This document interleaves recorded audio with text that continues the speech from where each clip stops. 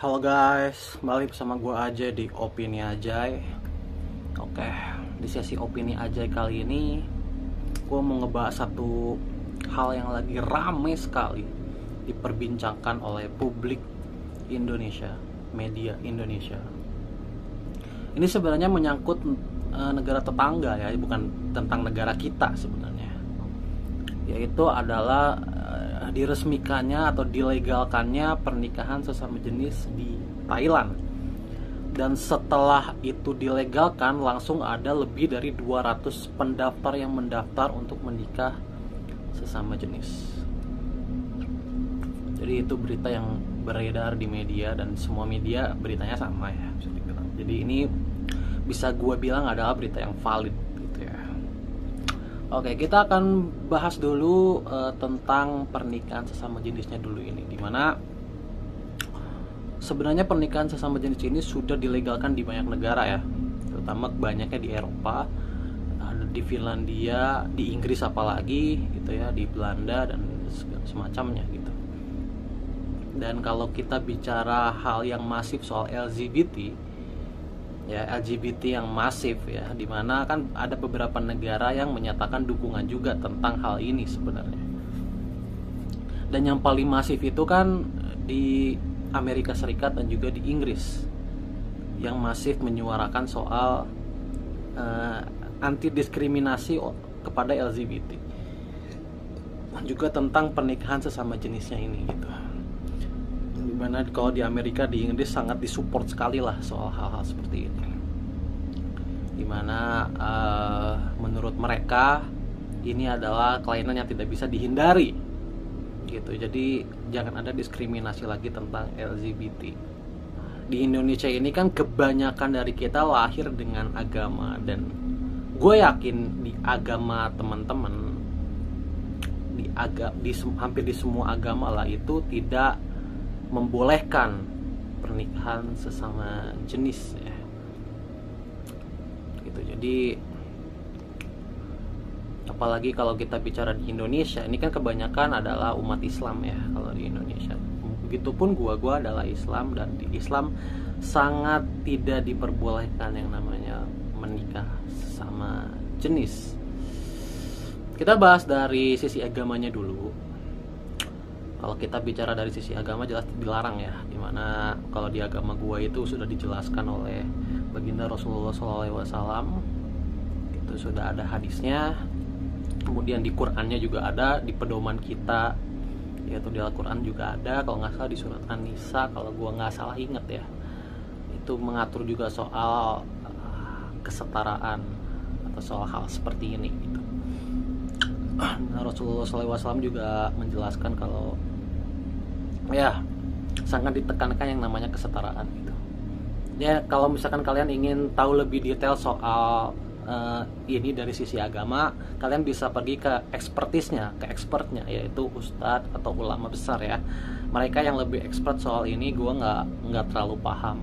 Gue cuma menjelaskan dari sisi luarnya aja gitu ya. Dimana di negara kita sangat di agama kita sangat menjunjung tinggi yang namanya normalisasi, normal. Kita hidup sebagai manusia normal-normal aja lah gitu, dimana normalnya adalah laki-laki menyukai perempuan, perempuan menyukai laki-laki, itu adalah hukum alamnya gitu ya. Jadi jangan menyimpang dari itulah gitu. Itu dari sisi agamanya ya. Kemudian gue nggak tahu dari agama lain, kan pasti banyak yang lebih expert lah soal agama. Kemudian kalau kita bicara dari sisi hukum alamnya, gue sebenarnya di Indonesia sendiri, di pergaulan gue sendiri, itu udah beberapa kali sebenarnya menemukan, bisa gue bilang adalah penyimpangan hormon. Gue bilangnya ya, penyimpangan hormon. Artinya ada yang casingnya laki-laki tapi bersikapnya feminim, itu ada. Sikapnya benar-benar full feminim, itu ada. Dan banyak yang bilang itu adalah penyimpangan hormon, tapi gue bilangnya adalah penyakit hormon ya, nggak penyimpangan lah, penyakit hormon. kalau misalkan kalian ingin tahu lebih detail juga, kalian silakan cari dokter yang lebih mengerti soal ini ya. Gue nggak tahu ibaratnya kayak gimana, tapi yang gue pahami adalah ini adalah penyakit hormon bisa dibilang. Ada juga kan perempuan yang tomboy, perempuan, casingnya perempuan tapi sifatnya seperti laki-laki, itu ada juga. Tapi itu bukan alasan untuk Anda menyukai sesama jenis. Begitu. Di pergaulan gua di zaman dulu, apalagi ya di tahun ya awal-awal gua keluar sekolah, awal-awal gua keluar SMA, itu sekitar udah 10 tahun yang lalu ya, udah lama. Gua pernah punya circle, punya pergaulan yang cukup dark lah bisa dibilang, cukup kerjanya ke klub malam, kemudian lingkungannya sangat tidak sehat gitu ya. Sangat tidak sehat lah.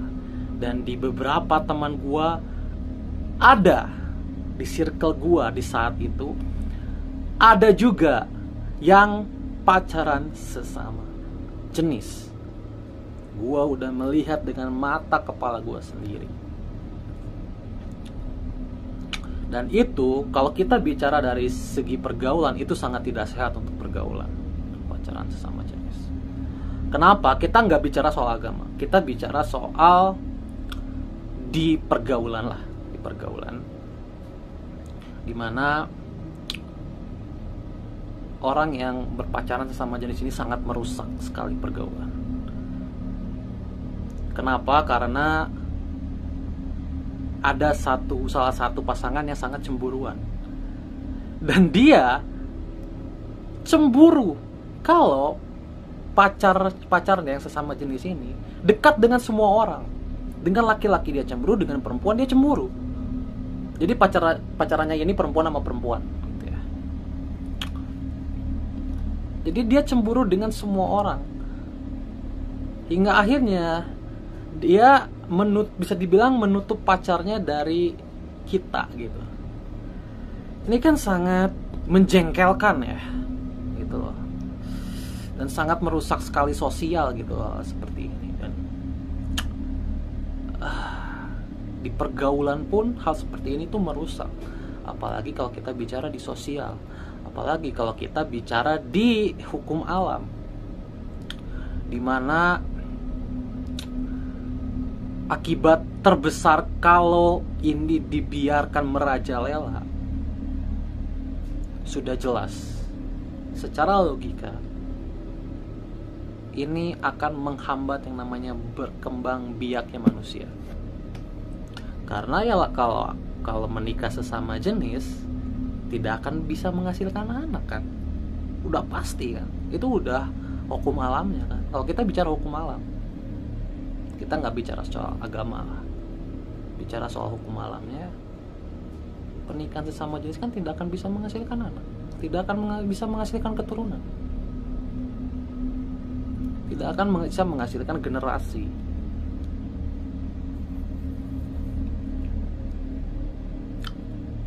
Jadi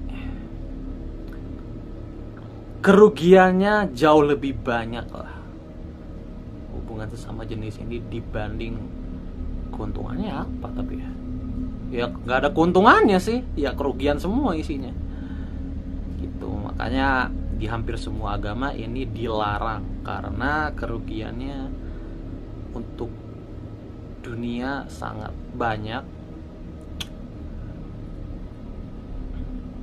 Diskriminasi terjadi akhirnya di mana-mana, di mana banyak yang bilang ini menyimpang, ya emang ini menyimpang. Karena gue pun sudah melihat sendiri di pergaulan gue di zaman dulu, sebenarnya meskipun si cewek ini tomboy, tapi dia masih suka laki-laki. Hanya aja sifat tomboynya itu disukai juga sama perempuan yang lain. Itu yang merepotkan. Meskipun si cewek tomboy ini pacaran sama cewek lain, sebenarnya dia juga suka sama cowok. Jadi ada sisi normalnya. Itu gue sudah melihat sendiri di pergaulan gue. Jadi meskipun Anda punya casing perempuan tapi punya sifat laki-laki, secara naluri Anda menyukai lawan jenis itu tidak akan hilang. Dan harusnya normalnya seperti itu. Jadi jangan memaksakan bahwa karena Anda punya sifat yang berbeda dengan casing Anda, terus Anda menjadi menyimpang, memaksakan untuk menyimpang. Aduh. Dan balik lagi, itu pada akhirnya adalah masalah pergaulan. At the end ya, hilirnya adalah masalah pergaulan. Jadi gue tuh dari sepanjang pengalaman gue ya, mempunyai teman yang seperti itu, gue menyimpulkan dengan sendirinya bahwa ada memang casing yang berbeda dengan sifat, tetapi naluriah tidak akan hilang. Dan gue yakin semua manusia punya naluri yang sama. Laki-laki nalurinya suka sama perempuan, perempuan nalurinya suka sama laki-laki. Itu adalah naluri, meskipun sifatnya berbeda.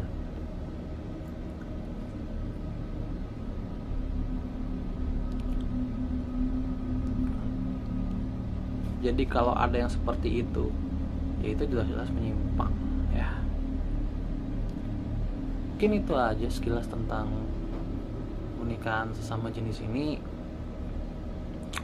Ya kalau ini udah dilegalkan di banyak negara, berarti memang banyak negara yang mentoleransi ini ya. Dan ini kalau untuk gue pribadi, opini gue pribadi, ini lumayan berbahaya ya, terutama untuk urusan agama sih. Karena masalah agama ini sangat-sangat sensitif.